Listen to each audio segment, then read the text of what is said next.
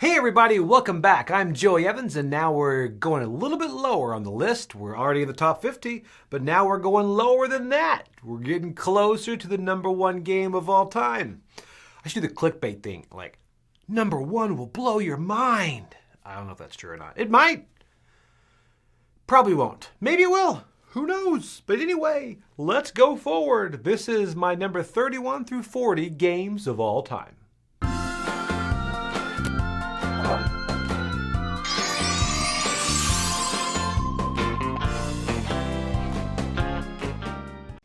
Okay, so my number 40 game of all time is an older game, and it's actually being remade later this year. I think that Kickstarter is already over. But it's one that, again, the theme is just barely there. And it is Castles of Burgundy. Castles of Burgundy is what it says. Okay, the theme is meh. The aesthetics, the look of it are meh, but the game, the mechanics are great. It tells you that you are building a settlement and like a little princedom, but really what you're doing is you're building patterns and using dice rolling. That's pretty much what it comes down to. But what I like about this is there's so much variability in all the different tiles that you can grab, the different buildings and different paths to victory that you can take. You could focus on animals, you could focus on buildings, just so much variability. And then, not even getting started on the fact this new Awakened Realms version is incredible. It looks great. So I'm really excited for that to come back and kind of breathe new life into Castles of Burgundy, because the mechanics on this are so beautiful that it really needs a good reboot because it has staying power. And if you have something that looks that nice on the table, I think people that have walked by it will come back to the table and try it. And I think you'll be glad you did. And that is Castles of Burgundy. Okay, so my number 39 game of all time is pretty much when I saw this came on Kickstarter, I was like, gotta back it. Didn't know much about it, because if you come out with a Jurassic Park, the board game, I'm all about it. So this is Dinosaur Island. Now, I also, again, I'm combining Dinosaur Island and Dinosaur World in this, as I like both of them. I even like Roaring Right. They're rolling right too. But both of them are good. Both of them have their good perks. Dinosaur Island, the OG, I do enjoy as well. The whole thing is you're building Jurassic Park, so what you are without the IP. But you're building Jurassic Park, and you've got to bring your excitement level up. But the fun part is that synergy in bringing your excitement level up and bringing your security level up. For instance, people, of course, are going to find the big carnivores more exciting. So your excitement level is going to go up. However, you also need to bring your security up, because if you don't, people are going to get eaten. Now, different strategies you can play with this. My wife's favorite strategy, and apparently this works too. We talked to the designer, and that's one way to do it. But it's just, she gets so many carnivores, and her excitement level gets so high that it's so great, but doesn't really have her security. So a lot of people get eaten, but she still scores pretty well because it's a very exciting park. You might die, but it's exciting. Now that's kind of been balanced out in Dinosaur World. But also Dinosaur World has the Jeep that you can kind of take a tour through there. So it does give that kind of nice little park feel to it. But really both of these are really fun to just sit there and try to bring out and just create your own Jurassic Park. And even reading the different little, not only the dinosaurs, the different little concessions and things you can put around are exciting. So anyway, this is Dinosaur Island. Okay, so my number 38 game of all time is a sandbox game, and pretty much an open world style game that you can do anything you want to. I really enjoy this game. It is themed in space, and now you already know what it is. Probably it is Xia.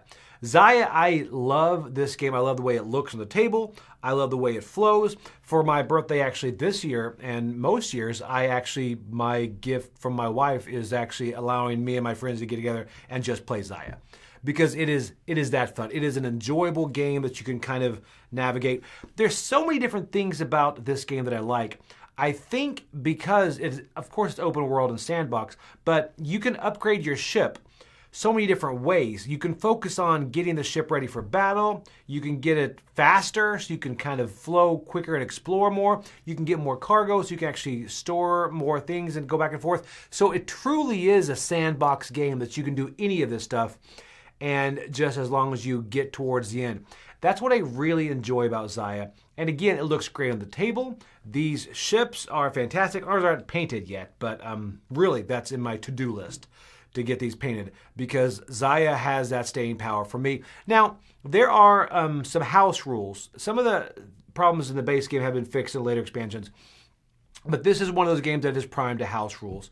For example, movement, sometimes we'll roll 2 different movement die and take the higher one, just because sometimes if your movement's stagnant, it kind of drags the game out. But really, it's your game, and house ruling a lot of these things is fun because the game I really, really enjoy, and that is Xayah. Okay, so my number 37 is a party game, and I really appreciate when a new party game comes out that's not kind of a rehash of old games, because those party games fill a niche. Now, they do tend to kind of drop off after a while because they get played so much, but this one it's very exciting, and this one is So Clover. So Clover is pretty much everyone has a clover, there it is, and then you put these 4 cards on there, and on each side of the clover, there are going to be 2 words. And you have to put a word in the middle that kind of connects those 2 words. A lot of times it's going to be loose because these words don't really have anything to do with each other, but you have to put one word in the middle that will bring them together. And then at the end, you're going to take all 4 of those off, add 1 extra one, shuffle them up, and place them on your clover aside. Then someone else is going to have to then grab that and try to find out which arrangement you have. For example, the word could be like, it could be frog, and it could be war or something like that, right? And then you could put seal. You write seal on there because seal might, you have Navy SEALs are called frogmen, and they go to war, all that stuff. But then also, what's nice is that extra card that gets pulled in, that 5th card, it could have water on it, right? So then they might see frog and water, and you're like, well, that makes sense too. So back and forth you can go as far as that, and it's really fun. And again, this is one of the rare party games that I think scoring is actually fun because you are actually trying to get better and better as you go to see how quick you can get those, because there's something satisfying about when you put them all together and you flip it and they go, that's right. And there's something very disheartening when you put them all together and you put it down and they then proceed to take off every single one that you put on there. You're like, what did I do wrong? So anyway, but that's So Clover, and that is a great party game, one of my favorites. All right, so my number 36 game of all time was this one. I wasn't sure if they'd pull it off because I like the game this is based on. It's a roll and write based on a larger game, and when I heard this was coming out, released to Gen Con, I was like, I don't know if this is going to work as well as they think it's going to. But I was very pleasantly surprised, and this is Twilight Inscription. Twilight Inscription is the roll and write version of Twilight Imperium, of course. But the big thing is there are 4 sheets in front of you. So there's a lot to manage going forward. And it is very intimidating when you walk up and you see people playing Twilight Inscription because there are 4 different sheets. The good thing is you're going to kind of use one sheet at a time as you go through. But better than that, what I like about Twilight Inscription is I like the training wheels, that when you go and do it, they kind of walk you through the first 4 rounds and teach you how to use each sheet. So you kind of hit the ground running and you start to move forward and you know how to use everything. This, I was wondering how they're going to bring Twilight Imperium, the feel of it, into a roll and write, and they actually did really well. Like the war, I mean, you are going to battle the person on your right and your left. And they have the diplomacy, they've got the voting, and all of it is in Twilight Inscription in a roll and write. And beyond that, Twilight Imperium is a game that I enjoy, but I will very, very rarely play it because I don't have the time to commit the entire day to play Twilight Imperium. But Twilight Inscription can be played in a couple hours. So this actually is hitting the table a lot more for me. I enjoy it. My wife actually really enjoys this game. So that is Twilight Inscription. Okay, so my next game, my number, I think I'm on 35 now. This is a Reiner Knizia that is going to have a resurgence. It's having one now, but as it gets delivered more and more, I think it's going to be a bit more of a resurgence because it came out with a brand new case and just deluxe components, and it is raw. This, first off, let's talk component-wise. Gorgeous. This looks really good. Those little metal tokens or whatever, those are really good. It's a bidding game at its core, right? But a couple things that I like about this. Number one, the components are great. But then also when you bid those chips, the tiles, there's one tile that's higher than anybody else. And the ability to have that tile and know that you can win any bid you want. But once you do, it's in the middle and it will then go to someone else. So you've got to kind of balance that, because you're not only bidding on everything that you see out there, you're also bidding on that other tile, because if you've got a 2 out there and you're going to throw a 13, it's going to hurt you later in the game. So I do enjoy that give and take aspect of it a lot. And as far as invoking Ra, that can be done quickly. You can kind of muscle through this game to get through it quickly, or it could take a little bit longer. Either way, it's not a very long game. It's an auction game. It's probably one of my favorite auction games. It looks beautiful on the table. It's easy to teach, and it's Reiner Knizia.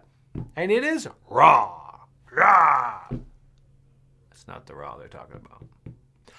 Okay, so my number 34 game of all time is funny because I really like this game, and being 34, it's high on my list, but it's probably higher than other people's in the office.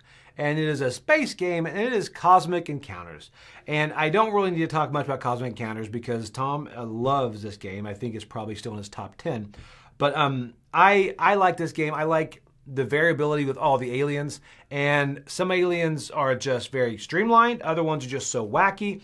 There's so much variability in there. And it plays with a larger player count on this too. And I like that. I like how it looks on the table. I also like how at a glance you can see how the game is progressing. And then I also like how you can set up alliances with different people and you can break them at any time to keep moving forward. It's got a little bit of take that, but it's more of a not stab you in the back, more of a no, I'm going to go ahead with you because you see the different advantages as you go back and forth. So it doesn't have that feel of a take that game, of people getting upset and things. But I really enjoy this game, and the number of aliens is just huge. Some of them are so unbalanced, I do end up taking some of them out or not playing them with new players. But for the most part, they're fantastic. So this is Cosmic Encounters. Okay, now my number 33 game of all time. I love Polyomino. I do. I just do. I love Polyomino. And this is one of my favorite Polyomino games. And this is, I don't know what it is. Oh, I know what it is. I just don't know what the planet is. Because it's Planet Unknown. Good segue, right? It wasn't. Planet Unknown. So pretty much it is a Polyomino game, and you're going to lay them forward. The best part is the deluxe version has like a little Lazy Susan that you will rotate around, and you'll be able to grab your different Polyominoes and put them out there on your player mat. But also you have a little rover that will travel around and pick up little meteors. So, I mean, there's so much to love about this game. It's from the Polyominoes lying those down, moving the rover around, picking stuff up. There's a lot going on, and it looks really good on the table, too. It's a lot of fun. It's fairly simple, and it's got a lot of strategy with it, and that is Planet Unknown. Okay, my number 32 is another Eric Lang from the Eric Lang trilogy, and it's the only other one on my list, and it is Egyptian theme, and it is, wait for it, it is Ankh. Ankh. Ankh is my favorite from the Eric Lang trilogy because first of all, the production is incredible. The minis on this are great. The way it looks on the table is great, and the combat in it is so streamlined, which makes this my favorite of the Eric Lang trilogy there. But also, it plays at any player count. It plays really well from 2 on up, and then you've got so much replayability because you've got, I think, a dozen gods and so many more guardians. So you've got so many different combinations that you can play with that makes it to where you want to make it hit the table again and again. Now, I know when I bring this up to people, there's one point they mention is that's the merge. They don't like the merge, how later 2 players can merge to kind of vault themselves forward in where they rank. I don't mind it. I think it's really fun. If you don't like the merge, try not to be in that bottom 2. Or if you like it to be in the bottom 2, or I know the person who's won usually gets upset, but it adds a really good variability. So personally, I don't mind the merge. I find it exciting. I find it unique. And I think it's one of those that's just, it adds to this game. So that is Ankh. Okay, so my number 31 game of all time is App Driven, and it is a deduction style game. And another space game, actually. This is Search for Planet X. Search for Planet X is app-driven, and you are going to you are searching for Planet X because you're going to have, I think it's 12 sectors in the normal and like maybe 18 or something in the expert. And in these sectors are going to be different things. I think I wrote them down. We've got, so comets, gas clouds, dwarf planets, asteroids, or they could be empty. Or you could find Planet X. So you're going to do different things moving forward, surveying, target, research, and find Planet X. So you're going to get different information. So you're going to try to fill out and try to figure out what is where, getting partial information. So everyone's trying to go for the same goal to find Planet X. And when you find it, you've got to say where Planet X is and what it's to its left and its right. So it is a race to find Planet X. And it's really fun because the app on this really works. And it's deduction, which I do like deduction. And it's also fairly quick to play because I think I mentioned before in this list, I like awkward guests. It uses an app, it's deduction. Not very similar besides those two, but this right here plays a lot quicker. And I like that deduction mechanism. And Search for Planet X does it just fantastically.